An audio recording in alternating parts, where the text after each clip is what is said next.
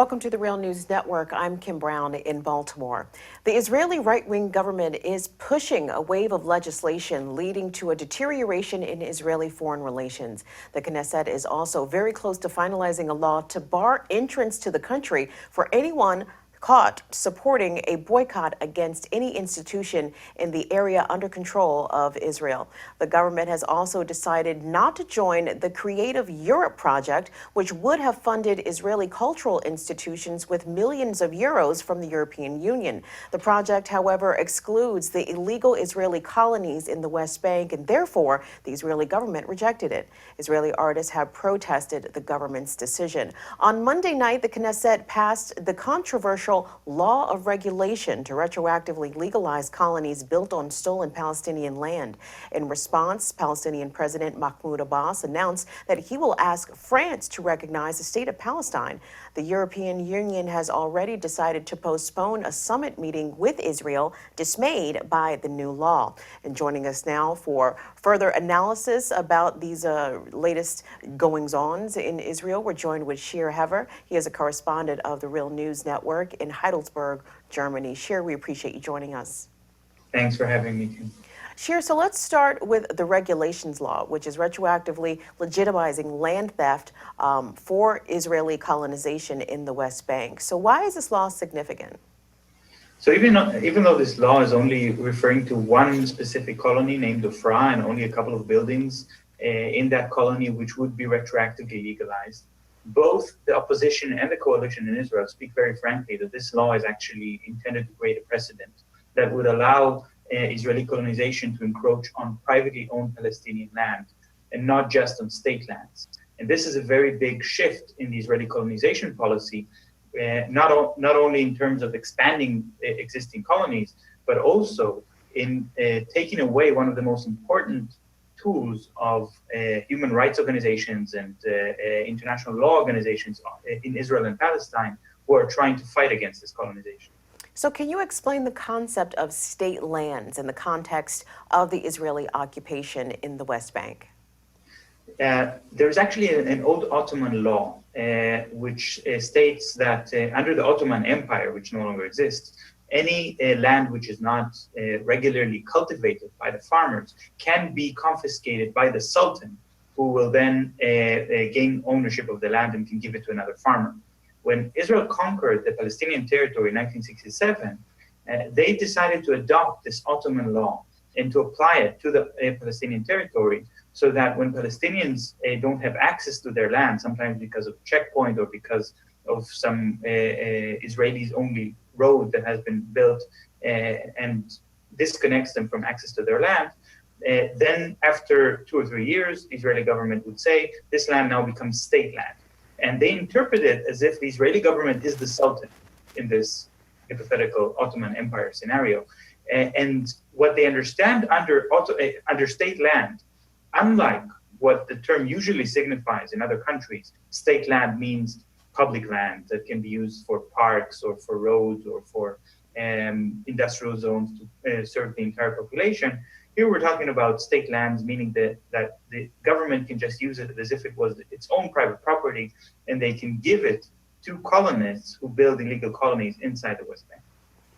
So in the last couple of days, we are witnessing an escalation along the border of the Gaza Strip. Fire is being exchanged, gunfire that is. The Israeli Air Force has bombed the Gaza Strip and claims that it is in retaliation against Palestinians shooting rockets into Israel. So is this related to the Israeli government adopting an even more hardline approach than usual? It is related, but not in a very straightforward way. Because actually it's not the Hamas party in Gaza who are now trying to stop the Israeli legislation. They know that rockets are not going to dissuade the Israeli Knesset. Actually, Hamas has made a statement that they did not start this escalation. They're not interested in escalation, and any of the further escalation is Israel's fault. Whenever Israel bombs Gaza, they always say it's in retaliation to Palestinian rockets, whether there were rockets or not. In this case, it seems that there were no Palestinian rockets, that Israel fired the first shot.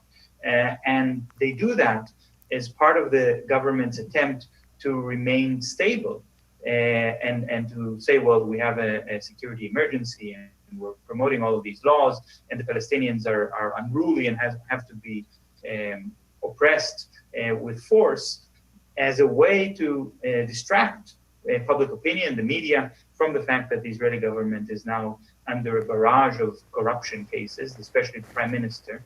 And the prime minister's Prime Minister Netanyahu is only able to hold on to power because of one very extreme right-wing political party, the Jewish Home Party, which is a major member of his coalition.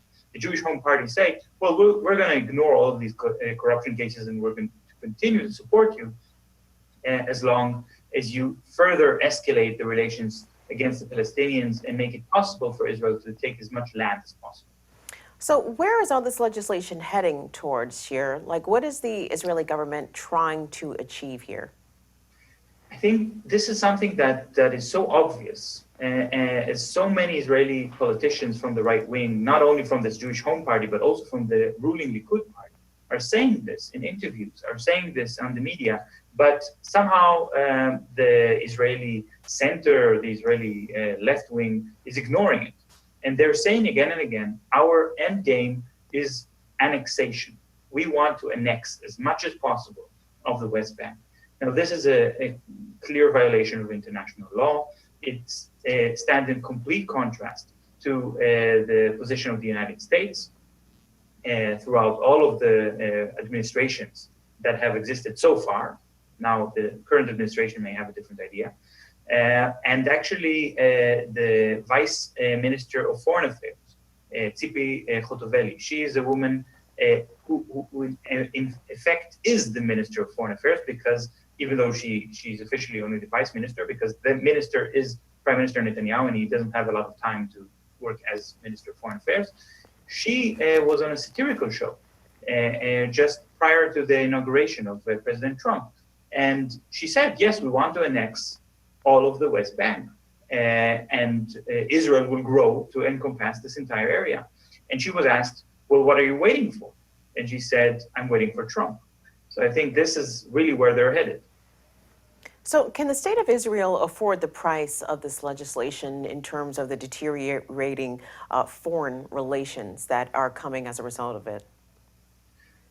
No, the Israeli state cannot afford this price. The government is trying to pretend that they can afford the price, at least in the short term, by promoting this very isolationist kind of legislation, which just blows in the face of all international law and international conventions and foreign policy objectives of both the European Union and the United States. But the consequences of that kind of legislation is just cutting the ties, the diplomatic ties that Israel has with the European Union and with the United States and with other countries as well. It means with what we see now with Creative Europe, this project of culture support, is a serious blow to the Israeli culture industry. That means that a lot of artists, especially young artists, are going to leave the country because they're not going to be able to sustain themselves with government funding, which is very small. So this is actually a very ongoing deep crisis in the Israeli political and economic situation and sustainability. But the Israeli government is desperate, and they have to do whatever they can right now to stay in power and to use all these populist moves. Indeed. We've been speaking with Real News correspondent Shir Hever, who's been coming to us from Heidelberg, Germany. Shir, we appreciate your ongoing reporting on this issue. Thanks. Thank you very much, Kim. And thanks for watching the Real News Network.